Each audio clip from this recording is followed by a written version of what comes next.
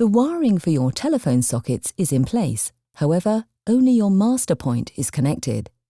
You'll need to contact your preferred telephone provider to activate the master socket. You may also request for your other sockets to be connected too, however, connection charges may apply. Your television sockets are here. This point is a standard analog aerial point to connect your TV to the communal aerial. Your satellite television socket and wiring is already in place. However, you'll need to contact your preferred provider to install and activate your service.